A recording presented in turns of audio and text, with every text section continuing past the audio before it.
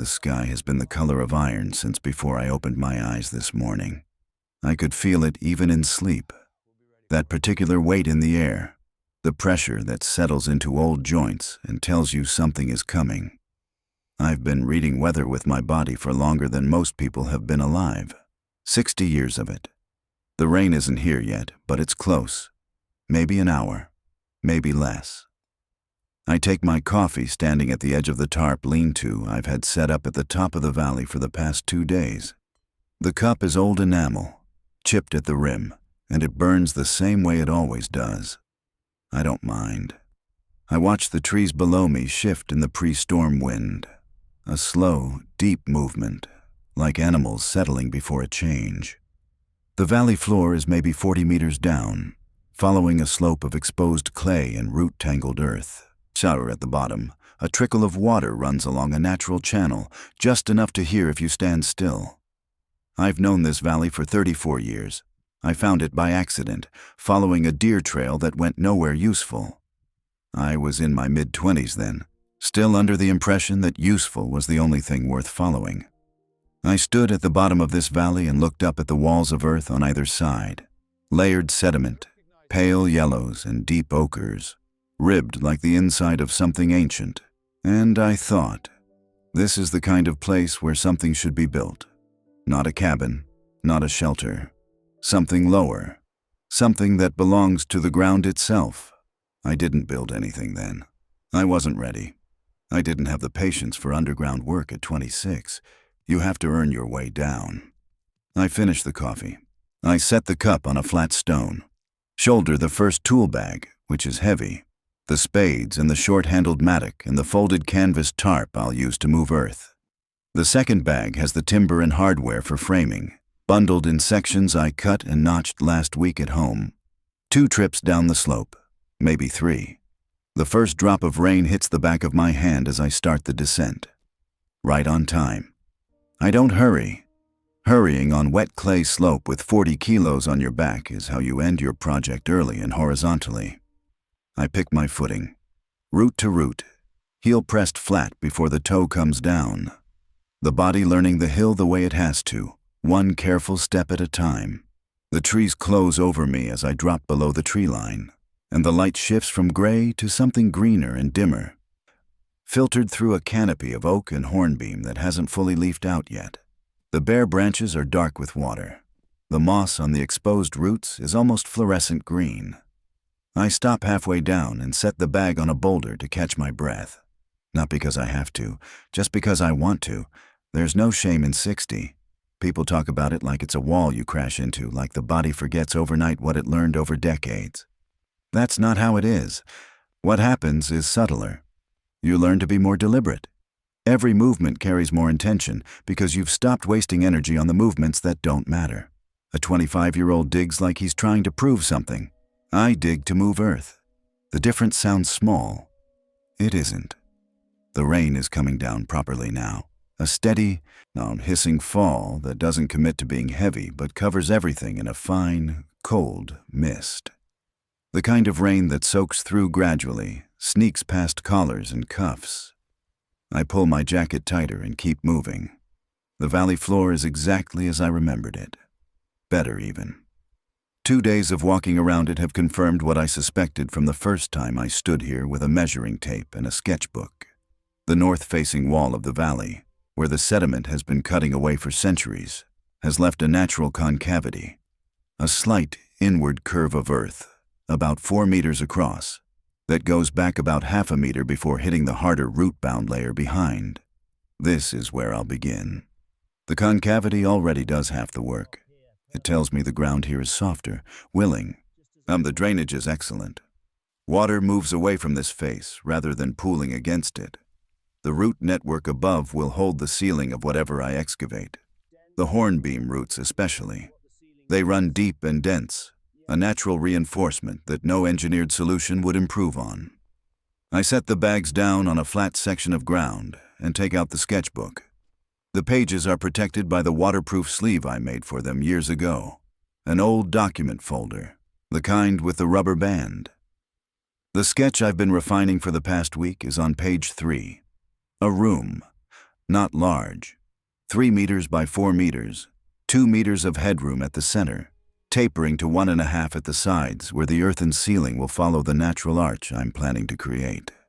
An entrance passage, low and narrow, yet running at an angle through the slope so that it isn't visible unless you're standing directly in front of it. A timber-framed interior, earthen floor, a small ventilation channel running up through the root layer to exit somewhere discreet in the undergrowth above. That's the plan. Plans change. The ground always has opinions. I start with the mattock. The first strikes are for feeling, not for speed. You don't attack earth you don't know. I work the tip of the mattock into the face of the concavity and listen for what comes back. The dull thud of clay, the sharper ring of stone, the soft give of loam. This section is clay-heavy, which I expected. Clay is honest. It compresses under pressure and holds its shape if you treat it right. It becomes a problem only when it gets wet and loses cohesion. But I'm not fighting gravity here. I'm cutting into a vertical face. The clay will stay where I put it. I establish the width of the opening first. 2.5 meters across, marked with stakes I drive into the ground at each corner. The entrance passage will be half that. I mark the passage line with a length of twine, pulling it taut between 2 stakes at a slight angle to the valley wall. This oblique approach means someone walking past would have to turn almost 90 degrees before the entrance comes into view. That's the point. This room should be invisible to anyone not looking for it. The rain has found a rhythm now. It falls through the hornbeam branches in irregular drips, large cold drops that gather on leaves and fall in clusters rather than a steady sheet. The canopy above me is doing most of the work of keeping the excavation site from turning into a soup. I'm grateful for the bare branches. In summer, the leaf cover would be better, but the drip would be worse. Water collects on leaves and falls in heavy bursts.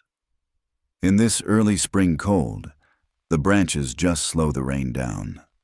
I work for an hour on the face before stopping to clear the fallen earth. This is the rhythm of underground work that most people don't expect. You dig, then you move what you've dug, then you dig again. The spoil, the excavated earth, has to go somewhere that won't turn the work site into a mud hazard. I've already scouted a low area about 15 meters down the valley where I can dump it. I load the canvas tarp, gather the corners, and drag it. 30 kilos, maybe. It pulls easily on the wet ground, leaving a smooth groove in the clay. Back, dig, load, drag. The entrance passage comes first. I excavate it as a declining trench, starting at ground level and angling down at roughly 15 degrees, so that by the time the passage reaches the main room, it's already about 60 centimeters below the original valley floor. The roof of the passage will be timber-framed. I don't trust the thin soil layer above the passage to arch naturally over that span. The main room is different. The ceiling there will be earth, supported by the roots above, with a timber frame as a secondary safety measure. But the passage needs proper roof structure. I stop for lunch when the light tells me it's somewhere around midday, though the cloud cover makes it hard to be certain. I eat sitting on the second tool bag. I'm back against the valley wall beside the excavation entrance. Bread, hard cheese, 2 cold sausages wrapped in paper, an apple I've been carrying since this morning. The rain has eased to almost nothing, a drizzle so fine it's barely distinguishable from mist. The valley is quiet in the way that places are quiet when everything living in them has decided to wait out the weather. I can hear the trickle of the water channel about 20 meters away, and somewhere above me, a single bird working through something it found in the wet bark of a tree. I think about the room I'm building, not the technical aspects. Those are already sorted in my head. I think about what it will feel like to sit inside it on a night when rain is falling. How sound behaves underground is different from how it behaves in any structure above the surface. In a wooden cabin, rain is intimate. It speaks directly to the roof, a persistent conversation between water and timber. Underground, rain becomes something distant, a rumor. You hear it, but softened, filtered through layers of earth, arriving as a low murmur rather than a percussion. It's one of the quietest sounds I know. Rain, heard from underground. I pack up the lunch wrapper and get back to work. The passage trench is about 2 meters long and complete enough to begin the timber framing. I unpack the second bag, the pre-cut sections, and lay them out on the grass beside the trench. I've used green oak for the frame members, a heavier, harder wood than most people would choose, but incredibly resistant to moisture and compression. Each piece is already notched and tenoned. They fitted at home on a dry afternoon when the joints were easier to manage. The assembly here is a matter of patience and a rubber mallet. I drop the first uprights into the trench walls, seating them into shallow holes I've cut in the clay. The clay grips them immediately, a snug, satisfying resistance that tells me the sizing is right. I tap the cross member into place with the mallet, listening to the sound change as the joint tightens. A clean, low knock. Good. I do both sides, then lay the roof members across, 3 lengths of oak, close enough together that the earth above them has very little unsupported span. I backfill around the uprights with rammed clay, handfuls packed tight, tamped down with the handle of the mattock. The clay goes in cold and gives back pressure when it's dense enough. You can feel when it's right. It stops feeling like filling and starts feeling like setting. The passage frame is done before the light starts to change. I rest my hands for a moment, pressing the palms flat against the clay wall of the trench. Cold, dense, smelling of something old and mineral, iron maybe, and old water, and the faint green smell of roots. I've always liked the smell of fresh-cut earth. It's one of the few smells that doesn't carry any nostalgia for me, any complication. It just smells like what it is. Day 2 begins the way all serious days begin, in the dark, with cold hands. I'm down in the valley before first light. The rain has stopped overnight, and the air has a dry, cold clarity that tells me I have at least a few hours of good working weather before the next front arrives. I can see stars through the gap in the canopy directly above the valley. They're sharp and close-looking. The kind of stars you only see when the humidity has dropped and the air has nothing to say for itself except cold and clear. Today is excavation. The main room. I start with the mattock again, but this time I'm working a larger face, the full width of the concavity, cutting back into the valley wall. The clay here has a beautiful consistency. Not too wet, not crumbly, holding its shape with a slight give under the mattock that tells me I'm not hitting any large stones. I establish the floor level first, cutting horizontal into the face, working along the line I've marked with a length of twine. This gives me the reference. Everything I excavate from here goes up, creating headroom. Everything I take off the sides goes back, on creating width. The work settles into its rhythm. I don't fight it. There's a way to use a mattock that takes almost nothing out of you. A small rotation of the wrists at the point of impact, the arms absorbing the rebound rather than resisting it. The weight of the tool doing the work rather than the muscles of your shoulders. I learned it from watching an old man dig a drainage ditch when I was about 10. He worked for 4 hours in August without stopping and barely broke a sweat. I thought he was supernatural. He was just efficient. 60 years later, I finally understand what I was watching. An hour in, I hit the first root zone. I'd expected it. The hornbeam root network runs through this layer, and I'd mapped its general extent from the trees above. But the density is greater than I estimated. Not a problem. A conversation. The roots are mostly in the range of 2 to 4 centimeters diameter. Too large to break, but easy enough to cut cleanly with a handsaw.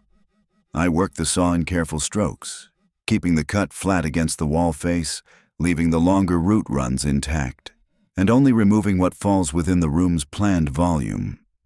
The cut roots smell astonishing, a sharp, almost citrus green smell, cut through with something darker and resinous. I hold a section of cut root to my nose and breathe in. Whatever stress I might have been carrying about the density of the root layer dissolves in that smell. The forest is just doing what it does. I'm doing what I do. We're working around each other. By mid-morning, I have roughly 1.5 meters of depth in the main room, measured from the passage entrance inward. The room is beginning to read as a room. The excavated face curves slightly as I follow the natural line of softer sediment, giving the back wall a gentle concavity that I'm not fighting. It makes the space feel like a cove, something shaped by a force other than intention, which is exactly what it is. I'm revealing a shape that was always here, rather than imposing one. The spoil runs are getting longer now. The dump site further down the valley is building up into a low earthen mound that I'll eventually seed with grass and wildflowers to blend it back into the landscape. For now, I just keep dragging tarps. Load, drag, empty, return. My boots are thoroughly mud-encased. My forearms are sore in the way that means they're doing exactly what they should. The cold keeps everything sharp. I eat lunch at the bottom of the passage trench. I'm sitting on a board I've laid across the frame members. My legs hang into the darkness of the half-finished room below. I can already feel it, the temperature difference. 3 or 4 degrees cooler inside the excavation than outside. Once the room is fully enclosed, that temperature differential will stabilize into something comfortable and consistent. Warm in winter, cool in summer, the earth acting as the world's oldest insulation. The second wave of rain arrives mid-afternoon, as I knew it would. This time it's serious, a proper downpour, the kind that comes straight down with weight behind it, drumming the leaf litter and turning the exposed ground to a dark, slick shine almost immediately. I cover the excavation entrance with the canvas tarp I've been using for soil moving. It's large enough to drape over the passage frame and stake out on either side, keeping the interior dry. I work inside the covered passage while the rain goes about its business outside. I frame the main room ceiling now. This is the part I've thought most carefully about, the arch principle. I'm not cutting into horizontal ground and roofing it with flat timber. That would require heavy engineered spans to carry the earth load above. Instead, I'm working with the natural dome of roots and compacted earth above the room, using the timber frame as a secondary support structure, a network of curved oak members that follow the shape of the ceiling and tie into the uprights at each wall. The load distributes around the arch rather than concentrating at a single point. Stone builders figured this out millennia ago. It works because geometry works. It always works. The curved members I've pre-bent at home over the past week using steam in a simple form I made from scrap. Green oak responds well to steam bending. It becomes flexible enough to curve to almost any radius and then locks into shape as it cools. Each member is about 6 centimeters by 4, and I've made 8 of them, enough to span the room in both directions and create the cross-hatched arch that will carry the ceiling. I fit them from the center outward, locking each intersection with a square-cut peg driven through a pre-drilled hole. No nails, no screws. Wooden pegs are something I came back to in my 50s after years of using metal hardware. Nay, they're not inferior. They move with the wood as it expands and contracts, rather than fighting it. A nailed joint eventually loosens or splits. A pegged joint just adjusts. I've seen houses built with pegged timber frames that are 400 years old. The pegs are still doing their job. The rain hammers the canvas tarp an arm's length above my head as I fit the last arch member. I can hear the water coursing down the valley floor outside. A new sound now, deeper and faster than the trickle I heard yesterday. The channel has swollen. The valley is handling it. The drainage here is good. The slope pulls water away from the site, but I check my entrance trench to be sure. The frame is dry. The room is dry. The earth walls have absorbed some moisture at the surface, but held their shape entirely where it matters. I sit inside the unfinished room for a few minutes and listen to the rain. From here, it sounds exactly like I knew it would. A low murmur, pervasive but not loud, filling the space like ambient sound fills a large empty building. The specific articulation of individual drops is gone. What remains is a general presence, water moving over and through the world above, made gentle by its journey through root and clay and the tarp above the entrance. I can hear my own breathing, the faint sound of the creak, a drop somewhere inside the room, finding its way through a gap in the ceiling. I'll seal that with clay tomorrow. I breathe out slowly and realize I'm smiling. Day 3. The walls. The rain has taken itself elsewhere.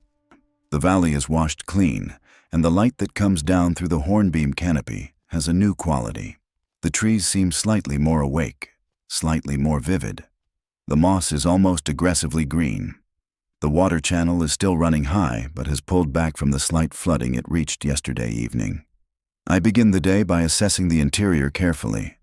The arch frame is solid, not a creak when I press against it. The ceiling earth is holding above the frame with no signs of movement. The walls are good. The clay has dried slightly at the surface and formed a natural crust that feels close to leather. This surface crust is actually protective. It seals the wall face and slows further moisture movement. The floor needs work. Yesterday's rain introduced some moisture through the entrance that settled on the packed clay floor, leaving it slightly uneven and soft in places. I deal with this before anything else. It's the foundation of everything in the room's daily usability. I bring in flat stones from the creek bed, smooth, palm-sized pieces of gray schist that the water has worked into near-perfect discs. I lay them as a dry stone floor, fitting them together without mortar, close-packed in a herringbone pattern that locks each piece against its neighbors. The sound of schist on packed clay is wonderful, a clean ceramic-adjacent click when the stones settle right. I work on my knees across the floor, fitting each piece, tapping the edges with a small hammer where I need to adjust the angle, pressing the flats down with the heel of my hand. An hour into it, I stop and look at what's behind me. The herringbone in gray schist is beautiful, dark, geometric, looking nothing like survival construction and everything like intention. The walls need lining, not for structural reasons. The clay is stable, but for comfort and for managing moisture vapor. I've brought rolls of birchbark from trees I've coppiced over the past year. Birchbark is one of the great underrated building materials, flexible enough to work with, naturally water-resistant due to the oils in its structure, and aesthetically unlike anything else. Those cream and pale copper layers, the dark horizontal lenticels that run across the grain. I press sections of bark against the wall face and pin them in place with long wooden pegs driven into pre-drilled holes in the clay. Where pieces overlap, I overlap them shingle style so that any moisture vapor migrating through the wall hits the bark and runs down rather than through. The room begins to look like somewhere a person could actually live. I work the walls all morning. My hands are black with clay and the faint brown-orange of old oak bark. The pegs go in with a satisfying, muffled thud each time. The clay accepts them without cracking, gripping the smooth-shaved wood of each peg firmly. I pause to fit a small timber shelf on the right-hand wall, mortised into two uprights I've fixed to the wall frame. This is the kind of detail I love. The small additions that tell a room's story. A shelf for a candle. A shelf for things that need to be remembered. The ventilation channel. I've been thinking about this since I first drew the sketch. Passive ventilation in an underground room is entirely possible. You just need to create a vertical pressure differential. Warm air rises. The vent has to give it somewhere to go. I've designed a narrow channel running from the upper rear wall of the room up through the earth ceiling and the root layer, exiting at the surface through a short length of clay pipe I fired at home last month in a simple pit kiln. The pipe is terracotta orange, unglazed, and I'll camouflage the exit with rocks and undergrowth. Cutting the channel is delicate work. I use a narrow-bladed spade and a long-handled awl, boring through the ceiling earth carefully, following the root network rather than cutting through it, working the channel upward at an angle until I break through to light. When I do, a thin plug of clay falls out, and suddenly there's a pale disk of overcast sky visible above me, framed by roots and earth. I push the clay pipe sections up through the channel from below. I'm fitting them together as I go. The fit is snug. The channel walls grip the pipe immediately. At the room end, I form the opening into a small earthen shelf that will carry a flat stone cover. This acts as a damper I can open or close depending on the season. For now, I leave it open. Within a few minutes, I can feel the faint movement of air, a slow, Cool circulation. The room exhaling gently. Afternoon. The interior details. There's a kind of satisfaction in this phase that I've never been able to fully explain to people who don't build. The rough structure is done. The architecture of the thing exists. The engineering decisions are made and executed. What remains is the language of the space. The choices that say, someone who pays attention lives here. I fit a low sleeping platform along the left wall. 3 oak boards, I tongue and groove, laid across 2 trestles of stacked schist with small timber shims to level them. The platform is about 40 centimeters off the floor, high enough to stay well above any possible ground moisture, low enough to feel grounded rather than suspended. I've brought a folded wool blanket in the tool bag, and I lay it on the platform as a test. It looks right immediately. Dark wool, old gold color, against the pale birchbark wall. I stand at the entrance passage and look at it for a moment. A candle holder next. I've carved it from a piece of cherry wood I've been carrying in my jacket pocket for the past 3 days.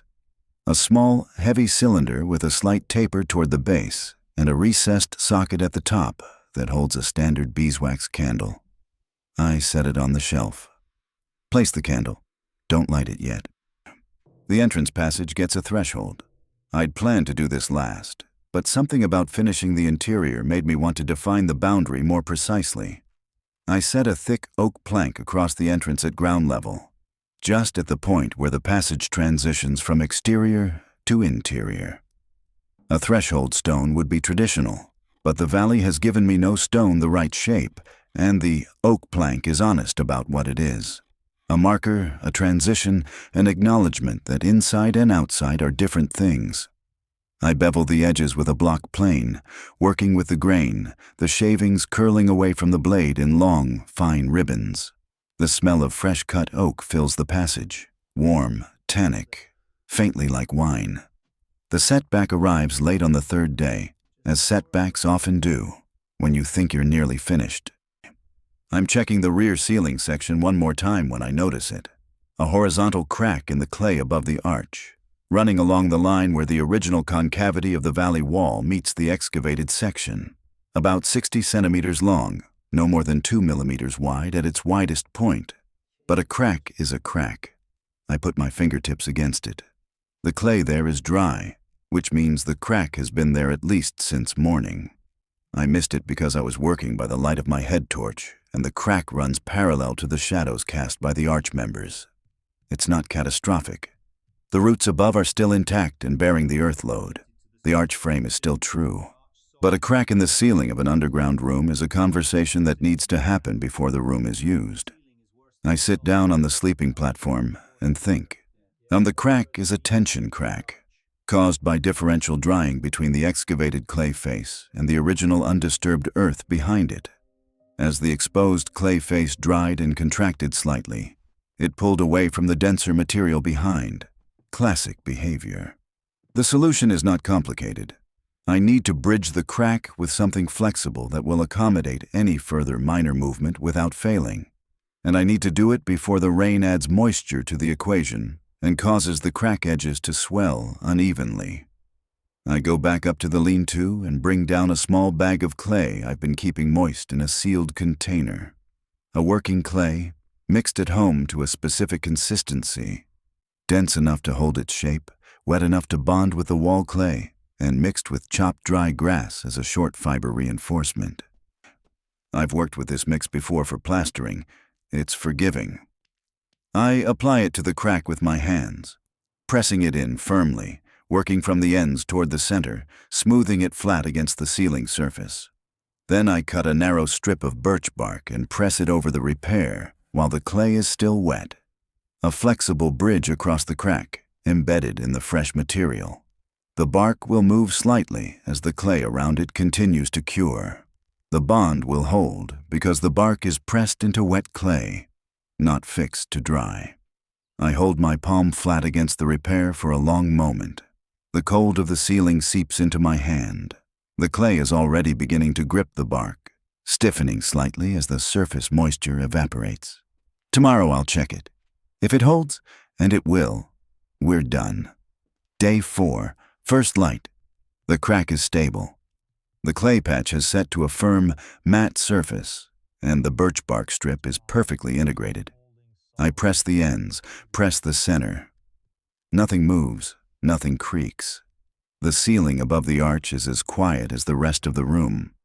I spend the morning on the final details. A small notch cut into the right-hand wall near the entrance, fitted with a short peg, serves as a coat hook. I've made it from a single piece of curved hornbeam.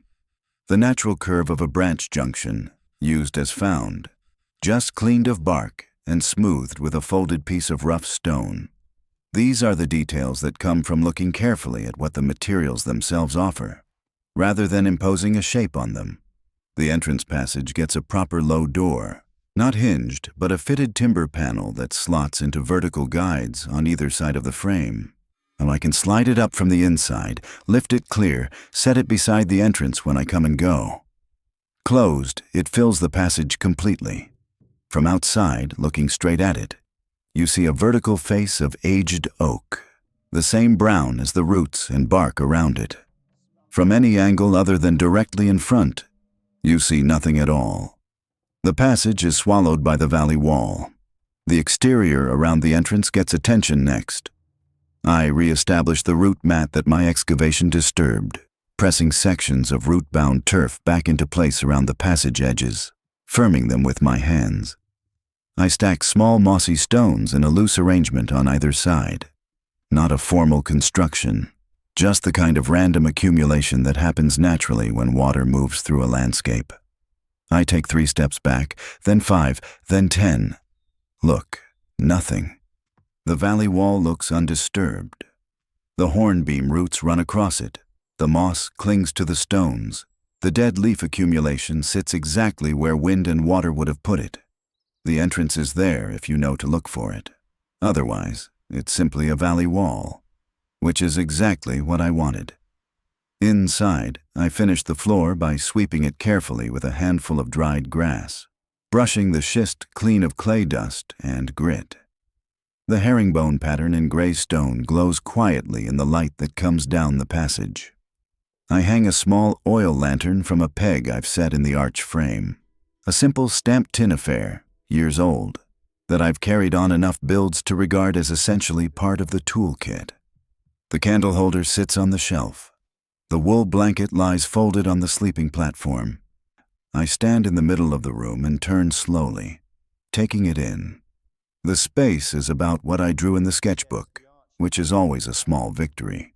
The gap between plan and execution is where most of the difficulty lives. The birch bark walls are pale and warm. The schist floor is cool and solid underfoot. The arch above follows its gentle curve, the roots woven into it like natural reinforcement, which is exactly what they are. The clay repair on the ceiling has darkened slightly as it cured and is now nearly invisible. The air in the room is still and carries that distinctive underground smell. Mineral, slightly sweet. Cool without being cold. At the far end of the room, against the back wall below the ventilation channel, I've positioned a small flat stone as a kind of seat, a natural shape, almost a stool, that I found in the creek bed and carried up. Sitting on it, your eye level is just at the height of the sleeping platform, and the room reads as larger than it is, the proportions seeming to expand toward the entrance and the dim light filtering down the passage from outside. I go up to the surface one more time, collect the last things. The folded wool blanket, a small bundle of dry wood I've been keeping dry under the lean-to, a paper packet of candles, and a leather roll of small tools I always carry. A folding knife, a fire striker and char cloth, a compass I no longer need to consult, but still carry from habit. I descend the passage on my hands and knees. In fully, light the candle on the shelf. The candle throws a warm ellipse across the birch bark wall and fills the room with something that moves and breathes. Light, not as illumination, but as presence. The flame is very still in the dead air. The shadows of the arch members lie across the ceiling like the ribs of something living. I sit on the flat stone at the back wall and look at all of it. The first evening. Outside, I can't see it, but I know it. The rain has returned. I heard the first drops on the turf above the entrance as I was descending the passage. Now, inside, I can just barely hear the sound. A low, pervasive murmur, no louder than a whisper, the whole weight of the rainstorm reduced to an ambient presence by the earth above my head. Somewhere in the roots and clay above me, water is moving. Down here, nothing moves, nothing intrudes. The candle flame doesn't flicker. This is the quietest room I have ever built. I think about the valley, how long it has been here, the centuries of rain it has absorbed, the trees that have grown and fallen and grown again in the time since this clay was laid down. I think about all the things I have built in my life. Fences, sheds, timber frames, walls, walkways, a cottage I spent 2 years on that someone else lives in now. Every build has its own character, its own difficulty, its own particular lesson.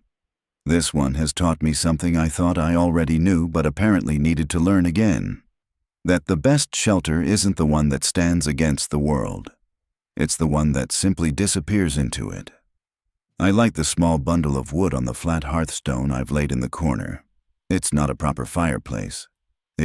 Just a contained fire, and the ventilation channel is doing its job, drawing the smoke upward in a slow, deliberate column. The fire catches on the dry wood with a crackle that fills the room with sound before settling to a low hiss. The heat is immediate and warm and completely out of proportion to the size of the fire.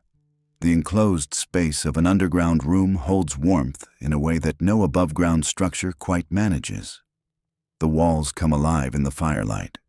The birchbark shows its layers, the pale outermost skin, the deeper amber and copper of the inner layers where they lap and overlap. The shadows of the arch ribs move slightly as the fire breathes. The schist floor catches the light at its edges, the flat gray stones going warm in color, looking almost like terracotta in this light, rather than the cold gray they are in daylight. I eat what I've brought.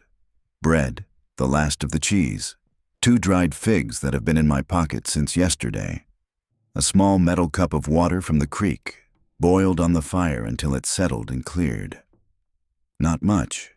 Enough. My hands rest on my knees and I look at the fire. There's something I come back to in the last hours of any build, a specific kind of tiredness that isn't really tiredness. The muscles are spent in the honest, clean way that means they've been used for something real. The mind is quiet in the way it only gets when the body has been fully occupied. I've heard people talk about meditation, sitting still and working to empty the mind. I've never had the patience for sitting still. But 60 years of working with my hands has given me something similar. The automatic quiet that comes when the hands are busy and the mind has nothing to worry about but the next notch, the next plank, the next problem to solve. The fire settles to coals. Above me, the rain continues its conversation with the valley. I can hear nothing of it now. The fire has filled the room with its own sound, the low tick and pop of wood becoming charcoal, the slight sigh of the ventilation channel pulling the last of the smoke upward into the dark. In a few minutes, the fire will be coals, and the coals will give off enough heat to keep the room at a comfortable temperature for hours. I unfold the wool blanket on the sleeping platform and pull off my work boots, clay-encased, worn through at the inner sole, companions for more years than I can immediately count. I set them beside the platform. Lie down. The ceiling of the room is about 1.5 meters above me from this angle. I can see the arch members in silhouette against the glowing clay of the ceiling. The roots that were here when I arrived are still there, just visible above the arc of the frame. The room has been built around them rather than against them, which is the right way to do it. Always work with what's there. I close my eyes. The sound of the room is the sound of nothing, or rather the sound of everything reduced to its quietest possible form. The faint exhalation of the ventilation channel, the slow tick of cooling wood, the immense, patient silence of several meters of earth and root and clay between me and the rainstorm going on above. I have been building things for most of my life. I have worked in heat and cold, on flat ground and steep slopes, in forests and on cliff tops, in mud and in dust. I have built things that lasted decades and things that didn't last a winter. I have built things I was proud of and things I tore down because they were wrong. This room is small. It holds almost nothing. It will be invisible to everyone who ever walks through this valley, which is almost no one. But still, it does not announce itself. It does not ask to be admired. It simply exists in the earth, quiet, warm, present, exactly where I put it. Outside, the rain falls on the hornbeam leaves and on the trickle of the creek and on the mound of spoil that is slowly becoming part of the valley floor again, and doesn't find me. That's enough. That is, in fact, exactly enough.